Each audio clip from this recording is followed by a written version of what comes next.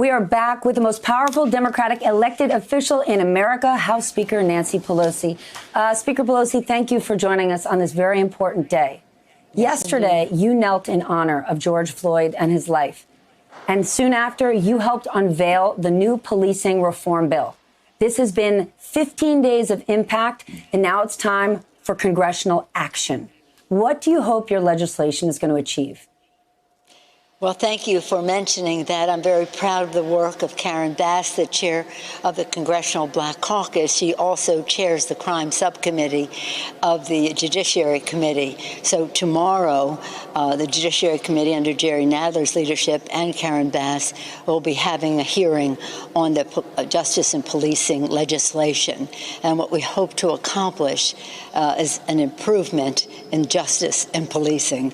And that means we will have an end to racial profiling, chokeholds, qualified prosecution of wrongdoing in the police department, issues that relate to data collection so that we know the record of people and so they don't get rehired into a place where they can cause more harm. The list goes on. It's a very important, well-crafted piece of legislation that addresses many of the concerns that our Congress has had for a long time in our caucus. The Black Caucus has taken the lead on. So we're ready. Karen Bass is ready to introduce that bill, working with the Senate as well, Kamala Harris and Senator Booker yesterday to make the announcement. And as we how confident are you that it's today, going to be welcomed in the Senate? Well, I would hope today. Of course, we introduced it yesterday. Today, we had the funeral, final funeral for George Floyd to rest in peace, and now we go forward with the legislation.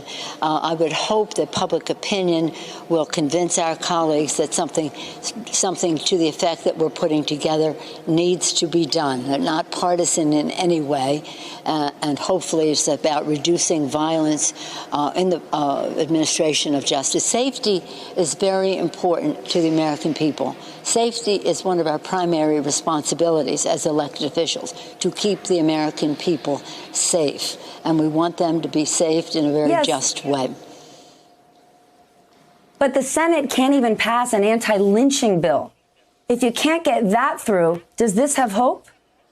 Well, again, Lincoln said public sentiment is everything. With it, you can accomplish almost anything. Without it, practically nothing. Abraham Lincoln. I think that public opinion, massive numbers of people walking in support of ending violence in terms of the police department is something that we have to. And not to paint everyone in the, of our public safety officials with the same brush. They don't deserve that, but they do deserve to they should be policing their own operation. And in the absence of that, we will have this justice and policing legislation. So it's not up to us to just do the inside maneuvering. You can only go so far with that. The outside mobilization is essential to any change that you want to affect in our country, in the Congress. When you talk about public safety, racial justice, national security, these are issues that matter to all Americans. Yet the way the president is trying to phrase this, saying these are liberal, radical moves meant to abolish policing as we know it, as though you're trying to create a lawless society. That's obviously not what you are doing. So when you look at the term defunding the police, how do you define it? Well, first of all, I don't pay that much attention to what the president says because it doesn't equate to, it doesn't have anything to do with the reality of the situation. He's ignoring what we're seeing right before our very eyes. denying it, wanting us to believe him rather than what we're seeing with our very eyes.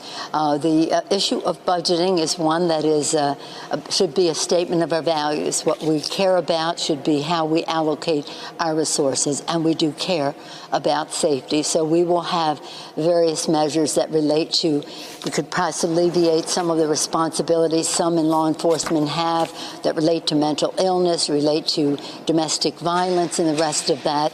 And we are hoping that they will pass our legislation that has the Violence Against Women Act in it and the funding that goes with that. But I wouldn't get hung up on one phrase or another. What we want to do is pass our bill for justice in policing. That phrase I hope everyone will take on. And again, as we allocate our resources, do so in a way that addresses some of the underlying concerns that people have. In fact, our HEROES Act does just that in certain respects. First of all, some of the anger that you see out there, I understand, is from the disparity in the coronavirus and how people of color have more a disproportionate share of the deaths in terms of that. The HEROES Act goes directly to that. It says you want to open up the economy, test, trace, treat, socially distance, so that we can get that done. And we want the data and the statistics that relate to who is disproportionately affected by that. If you want to talk about protecting people, honor our heroes, our healthcare workers, our first responders, our food suppliers, transit, teachers. That is in that bill. And that is something that we expect the Republicans to come around to sooner rather than later. And again, that's three pillars. One, open the economy. Two, honor our heroes. Third, put money in the pockets of the American people so that people, especially disproportionately people of color, can have the wherewithal until our economy swings back.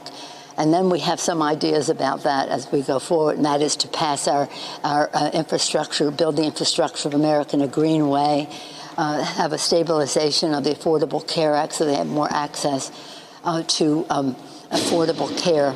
We know that there are injustices, whether it's environmental injustice, whether it's health injustice, whether it's occupational injustice, whether it's education injustice, that have to be addressed. And the legislation we have between now and the 4th of July goes right to those points. They're a repeat of what we've done before, but now to double down on them. Do you really think that the Senate is going to go for that? A week ago, it was a non-starter for Mitch McConnell. And since Friday's jobs report, we've got more and more Republicans saying we're going to pump the brakes on another stimulus bill. So as important as you think the HEROES Act is, do you think your Republican colleagues do? Well, I just heard today that one of the president's economic advisors said there definitely will be a bill. And the president wants to see what will be in it as we go forward. Mitch McConnell has changed his tune from never, no way to maybe just $1 trillion and later than they want. We want it sooner and we want it more. But this isn't about what they think politically. This is what the American people need. This is a very disciplined, focused, prioritized piece of legislation that addresses the needs of our cities and states, our local communities, for the money they have put out to address the funding for coronavirus outlays, as well as the revenue lost because of the coronavirus. It is very, very important. In fact, if you want to see how important it is, go to speaker.gov/HEROES Act. Press any entity in the country, whether it's a state you live in, a city, a county, and see exactly what that means to you. And that's our argument from Democrats and Republicans across the country. These states and localities, they have to meet a budget deadline by June 30th. We need this bill to come up very soon. And by the way, all of it, then you look at it, you'll just be dazzled by what it does for states and localities. When you see it, remember this. It only cost half as much as the Republican tax scam that gave 83% of the benefits to the top 1% in the country. So this is about budgeting. You asked about budgeting, funding, this or that. Where do you allocate the resources? What is important to a country to meet our goals? We think there's a better place than tax breaks for the richest people in America. We think state and local government, our heroes, healthcare workers, et cetera, deserve to keep their jobs. They risk their lives to save other people's lives. We don't want them to lose their jobs in the meantime because of the coronavirus and the loss of revenue that comes with that as well. So I think, yes, that they will come around on it. I think they will come around on it. But you know what? We've been asking to vote for anything they haven't voted for before. They voted for state and local, smaller, but nonetheless. They voted for testing, smaller, but nonetheless. They voted for unemployment insurance and direct payments to people, smaller, but nonetheless. And so it isn't asking them to violate any principle. We're just asking them to choose the people. The Fed is propping up the stock market with trillions of dollars. We want the Congress and the Fed to prop up America's working families with trillions of dollars as well. And we have a plan to do just that. Well, for the millions of people out there marching, they don't want smaller. They want bigger. They want equality, and they want help. House Speaker, thank you so much for joining me. Remember this, though, if we don't do this, it's going to cost more. It's going to cost more if we don't make this investment now. Thank you. Lovely to be with you, Stephanie. Thank you. Invest now or pay later. The parting words of Speaker Pelosi. Hey, I'm Ari Melber from MSNBC. You can see more of our videos right here, or better yet, subscribe to our YouTube channel below. You could have been anywhere in the world, but you're here with us, and we appreciate that.